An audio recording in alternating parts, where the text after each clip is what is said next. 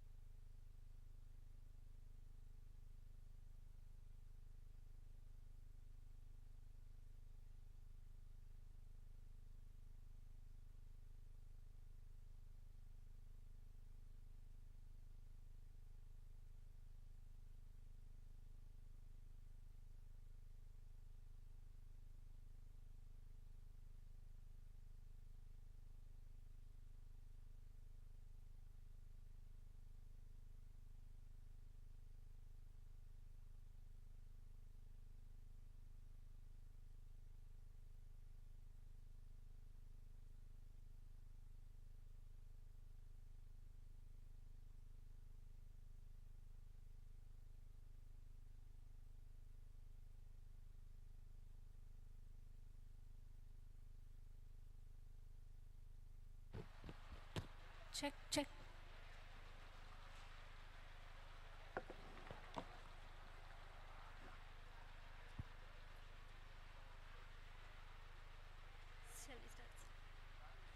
Good evening, everyone.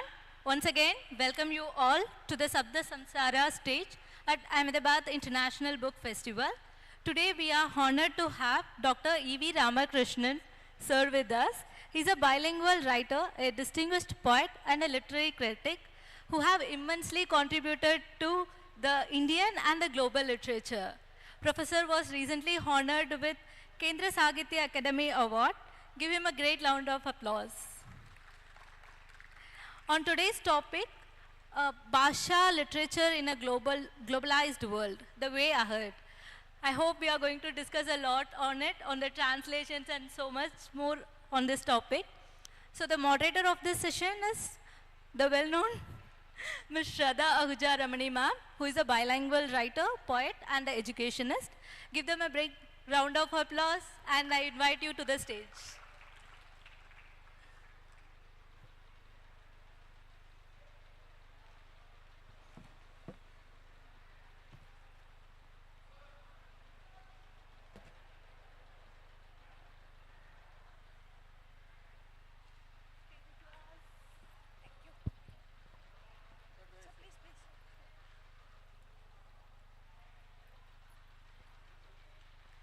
evening, everyone.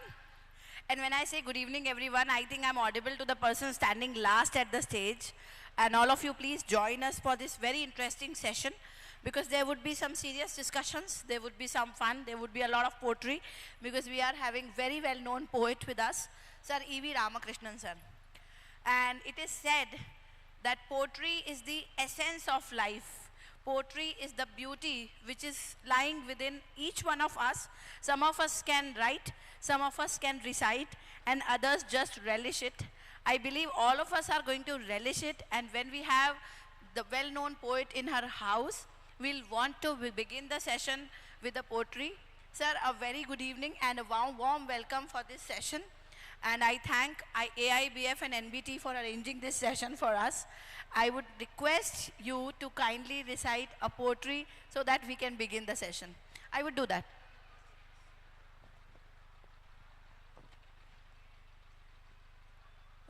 Good evening, everyone.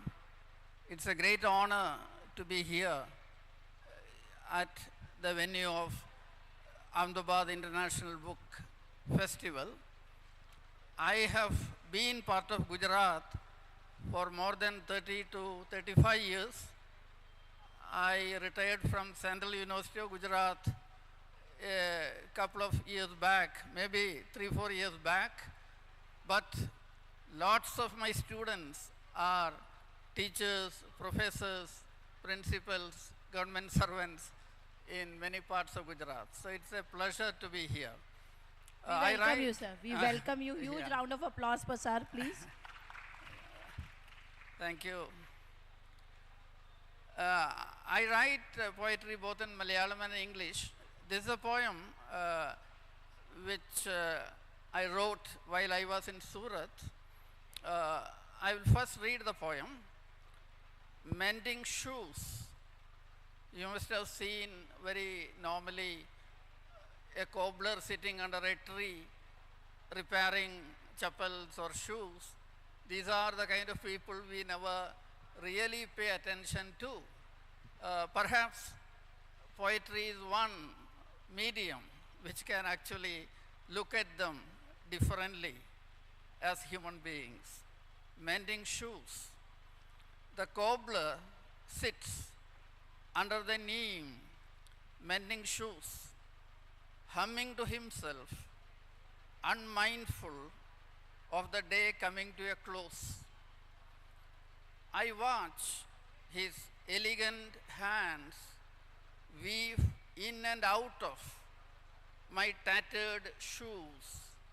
I watch his elegant hands weave in and out of my tattered shoes. The pawn shop radio splutters into sudden life. Gorbachev has resigned. Yeltsin assumes control of the Commonwealth. The cobbler threads the frayed ends of worn-out joints. He restores a sense of shape to the ruins of my journeys, from the plains of Deccan to the palm shade of my village. He restores a sense of shape to the ruins of my journeys, from the plains of Deccan to the palm shade of my village. Kerala is a place of palm trees, coconut palms. I am glad he has forgiven my trespasses. I am glad he has forgiven my trespasses. Through the tip of his needle, the highways of the homeland are stitched back into a map of return journeys, ready for use. Now, the shoes belong to the road, to the vagaries of the weather. Now the shoes belong to the road, to the vagaries of the weather. The clamor of crows sucks up the last drops of sunlight. As he stands up to leave, he looks into the shimmering lights of this port city, Surat is a port city. So as he gets up to leave, to look, he looks into the shimmering lights of this port city. As someone about to renounce the world, he knows at this very hour, someone is stepping into the history with the prescience of a new pair of shoes. He knows at this very hour, someone is stepping into history with the prescience of a new pair of shoes. Thank you. How beautiful. I mean, how beautiful. This is so beautiful that it has set the stage for the discussion, for the serious discussion which we are going to do. Okay. Before I start the discussion, I have a very quick question with you, Yes. and that is, what made you write this poem? See, this is perhaps if you have been reading bhakti poetry, Yes. or you see, there is an Indian tradition of writing about marginal people who are not visible. You see, maybe I have actually been very much influenced. I will be reading 2 more poems. There also you will find this. I very much feel people from the margins have their own voice.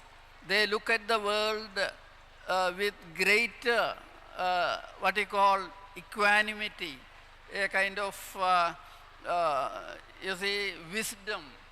You see, when I say, he has forgiven my trespasses, you see, forgive is a word which you associate with you see, a prophet, a guru. So this cobbler grows in the course of the poem, and at the end I say, as he stands up, you feel as someone about to renounce the world. See, at the end of the day, he may not have had enough money, or nothing worries him. There is a certain kind of vision of the world which we perhaps in the middle class or in educated class lack. We are so restless, we are so ambitious, we run about so much. But here is someone sitting under a tree, almost like Buddha, almost, and his elegant hands, you see, he is so engrossed in his work that itself seems to be And a this reward. reminds me of Raidas's line, Man changa to kathauti mein Ganga. Your poem reminded me of exactly that thought which Yes, Raidas yes. had when he wrote, and this is very much visible in your work when we write that nirgun kind of bhakti was Bhakti, there. yes, This is yes. visible that our worship is our work. And yes. this cobbler of yours, he's forgiving also. Yeah. He's doing his work. But you have portrayed a philosophical life cycle of a cobbler along with the people whose shoes is mending. Tremendously Thank you. awesome. Thank you Thank for your sir. comments. I hope the audience also. Oh, they must liked have loved. I them. could see that Yes. their eyes were bright and they were enjoying the poetry. Thank you. Now coming to the essence of the session, why we are here. We are Yes. here to discuss the impact of globalization. So, sir, I wanted to know from you, because you are Yes, the stalwart, obviously, Yeah. the impact of globalization on the Indian languages. Yes. Because we see right from 1991 Yes. when the liberalization started, Yeah. the first and foremost thing which got affected was culture. So Yeah. when we use the terminologies like cultural homogenization and all those things, Yeah. how do you think the Indian languages have a stake right now when we talk about the contemporary times? Yeah. See, I have used this word Bhasha mainly because Bhasha means modern Indian languages minus Sanskrit. Sanskrit is a separate category. And these modern Indian languages share many elements which make them unique. For example, multilingualism. Almost every Indian language has deep connections with not only Sanskrit and Persian or Prakrit or Pali, also with neighboring languages. You see, Bengali has a very strong connection with Assamese and Odia. Malayalam has a very strong connection, almost Tamil is the mother of Malayalam. Marathi and Gujarati share a whole lot of, so these shared worlds among Indian languages gives it a certain unique kind of, characteristic. Another equally important perhaps is these languages have grown through dialogue, through circulation, through dissemination of ideas, and also translation. I would say Indian languages, Bhasha languages were born in translation. You see, and right from Assamese to Urdu, if you look between 9th century and 15th century, the Ramayana was translated into all these languages. The Mahabharata was translated, and that is how these languages became literary languages. Maybe they were spoken among common people. And this process of achieving a literariness happened through translation and accommodating other, what you call classical views of vision, etc. Languages. I mean, Gita is available in Spanish, but how many Gujarati people are reading Gita in Gujarati? That is a question. Yes. So that is, when I ask this, when I talk about this, there is another thing which is a very minute thing, that when we talk about cultural homogenization, we also see that there are a lot of, I would say, stereotypes about our pronunciations, because every Indian state, we always say that ki 4 kadam chalo to bhasha badalti hai. So that languages change, that diction change, and then people do not want to feel sorry in front of English. That's why they are forgetting their own languages. That's what I understand, and I would now want to ask, the serious challenges we are discussing, but what are the opportunities in these times of globalization when we talk about Bhasha? You see, one opportunity is that English has been with us for the last 200 years. In fact, IT revolution was made possible because we have a strong tradition of English learning, English teaching. So let us not see the importance of English in minimal terms. It has contributed to our economy, contributed to, look at the diaspora. You see, look at the Gujaratis living in England or America or Africa. The diaspora of Indian communities definitely has benefited from English, other languages, but at the same time, have what you mentioned is very important. You should actually accept anything which is from outside with a strong confidence in where you stand. You should not lose your balance and fall down under the impact of something. Absolutely. You see, the soil should not get eroded from under your feet. And you should have a firm standing in your own language. I welcome English, but let's not forget that the Indian languages, Marathi, Gujarati, or Hindi, they all have extremely rich tradition. They are as rich as French, German, Portuguese, or I would say English has a history of 500-600 years. Tamil has a history of almost 2,000 years. 2,000 years, yes, exactly. Yeah, and Gujarati has a history of 800 years. You see, maybe if you go beyond that, you have Abhabhramsh and you have many other versions, you see. So, and number 3, we should actually be able to promote translation. Exactly. You see, translation, I said Indian bhashas were born in translation. In fact, one of the meanings of the word Bhasha is translation. If you say Bhasha Shakuntalam in Malayalam, we say it's Malayalam Shakuntalam. It's not Sanskrit Shakuntalam. So bhashas are so intimately related to the process of translation we could actually face any superior kind of cultures, whether it was the great Sanskrit or English.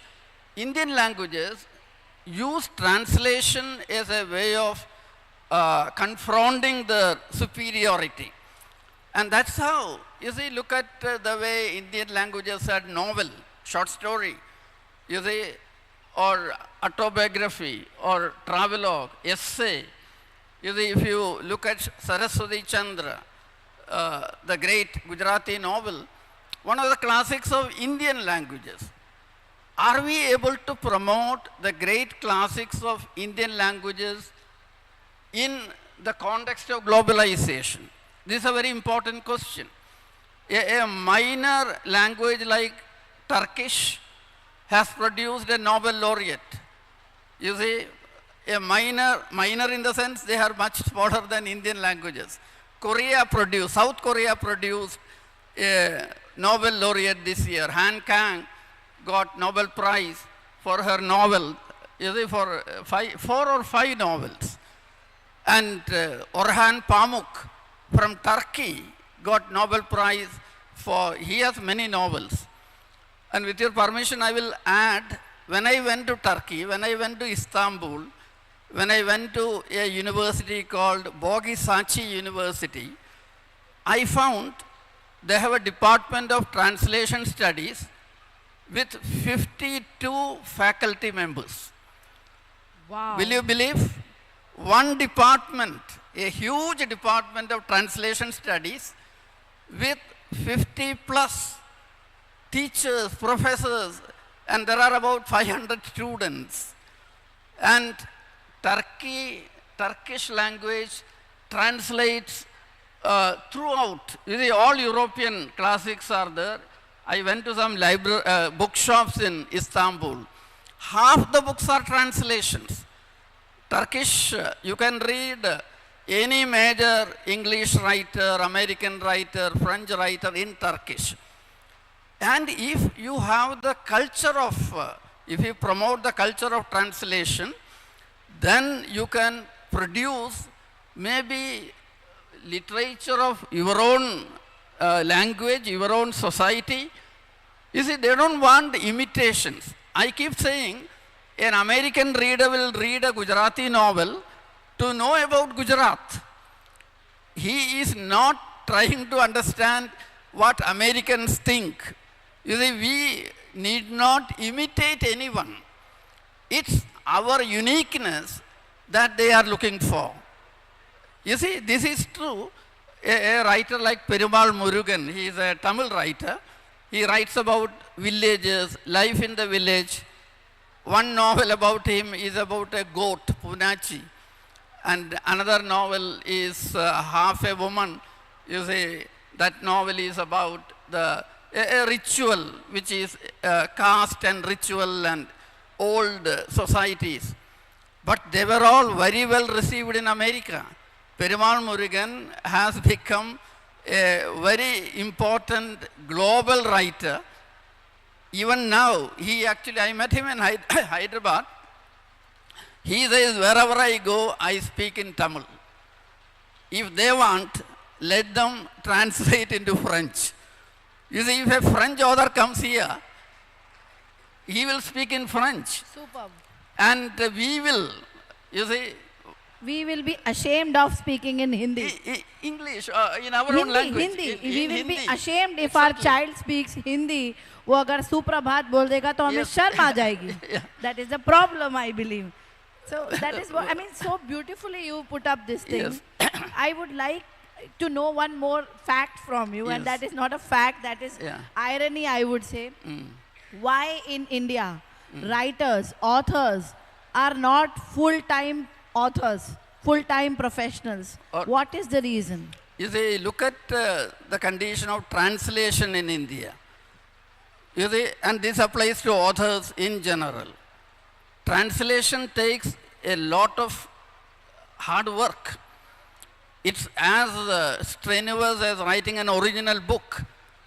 But when it's published, publisher won't give you money. That's okay. but even your name won't be there on the front cover. All that you want is some recognition. We have treated translators very badly. We have not recognized the importance of translation, and translators are the ambassadors of our language, promoting what is the best in our language, culture, in the rest of the world. Absolutely. You see? Absolutely. I will appeal to all of you, whenever you want to give a gift, give a translated Gujarati book, give a translated Hindi book. At least one way of promoting translation is, you see, we should pay translators. You see, there is a very famous Spanish writer, Marquez, you may be familiar. Yes, yes. He got Nobel Prize for 100 Years of Solitude. You see, his translator is as famous as his own, you see, Marquez himself. In Turkish, in South Korea, in Latin American countries, translators are paid very well. Actually, South Korea in the last 10 to 20 years, they have promoted Korean literature all over the world, invested heavily. You see, you need good translation. You also need good biographies. How many of you know that Suresh Joshi, his birth centenary was year before last or so. He is one of the finest modernist Gujarati writers. Do you have a good biography of Suresh Joshi or Umashankar Joshi or many major, Niranjan Bhagat, who belongs to Ahmedabad, who studied French to translate French poetry into Gujarati? You see, translation requires tremendous hard work, and perhaps you spend 10 years, 20 years to translate a big volume.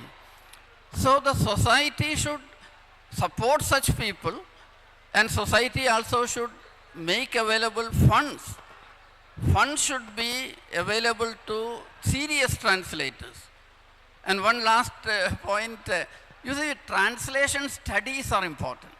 Mediocre translations, if you buy translations, 90 out of 100 are extremely bad translations. Horrible they are. They are horrible. When they do it from AI, that is even worse. Even worse. That is even worse. And we don't understand that many of them will translate, if there is a difficult paragraph, they will leave it out and translate the next para. And maybe, you see, there is I will give you an example. We all know about Anandamad. Anandamad by Bankim Chandra Chatterjee, a very famous. There are 7 translations into English. In 2005, an English scholar, Walter Lippmann, he translated Bankim Chandra's Anandamad. You see, the novel is 110 pages. He wrote an introduction, which is almost 120 pages. You see, this is translation studies. You should contextualize the book, contextualize the author, and we all have heard Vande Mataram, that song. He translates, Vande Mataram is a very long song. Absolutely. And Walter Lippmann translated the entire song in its introduction. You see, when you read, translations cannot be understood by reading the book alone. You need good introduction. You may actually need an interview with the writer at the end. You may need a few critical, comments. Sometimes you have to go and stay at that place as well. Yes. To see what kind of environment was there when this book was being created. Exactly. So that is also very important. Sir, now that we have come to the end of the session, every good thing comes to an end. And I know some of the people checking their watches that, is it done now? Yes, it is. And before we conclude, it would be, I would say that less or durbhagya, as we say in Hindi, if we do not listen a poetry. No, we must listen a poetry of yours before we conclude the session, so that that aura remains with us. This poem again, it has something to do with Surat. Surat went through a huge flood. When I was there, twice we had flood. Once the flood resulted in plague, and it was a very frightening experience. And I lived near a village where there were a lot of sailors, these ordinary people who actually go into the sea, and they knew the weather much better than the weather department. They were never afraid of floods. They were never afraid of water entering the city. So I am talking about Bhikkhu the weatherman. The name of the poem is Bhikkhu the weatherman. It's raining in the hills, said Bhikkhu the weatherman. But the sun was shining. But the sun was shining. Don't go by the sun, he said. The new moon means disaster. The sea is bleeding. A boatman had seen red fish circling the boat. A boatman had seen red-colored fish circling the boat. Bhikkhu put his palm in the river and said, the river is pulling inward. The river is pulling inward. In the full glare of the sun, the river rose and climbed into the city the next day. Wow. In the full glare of the sun, the river rose and climbed into the city the next day. And Bhikkhu went around in his boat shouting, don't panic, the river will go back. She is your guest just for a day. So Bhikkhu said, she is your guest just for a day. How lovely, how beautiful. Sir, thank you so very much for joining us. Yes. We are truly privileged, and I am honored to have a session with you. This could have not been in my dreams because I don't see big dreams, but I think this has turned true, all thanks to NBT. Now I would request Shobna to come and take over. Thank you so much for coming. Thank you, everyone. Thank you so very much.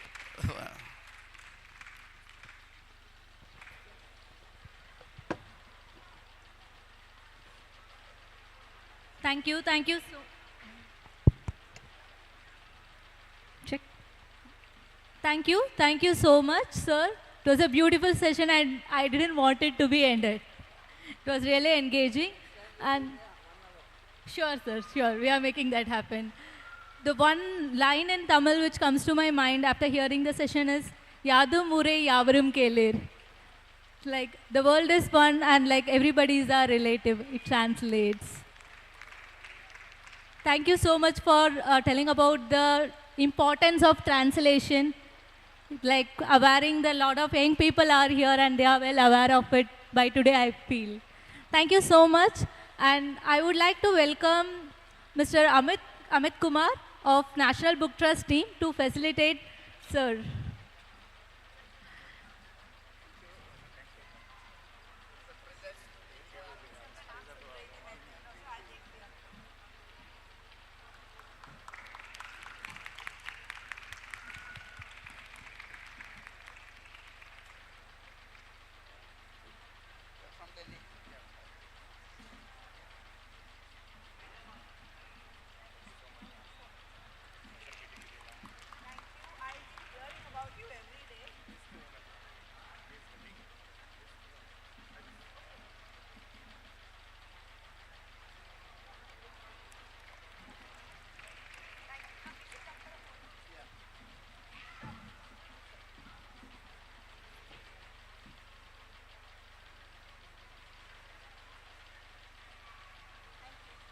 Thank you so much. So the next session will happen, that also on translation. A Sri Lankan author has come, and she is waiting in the international stage, which is right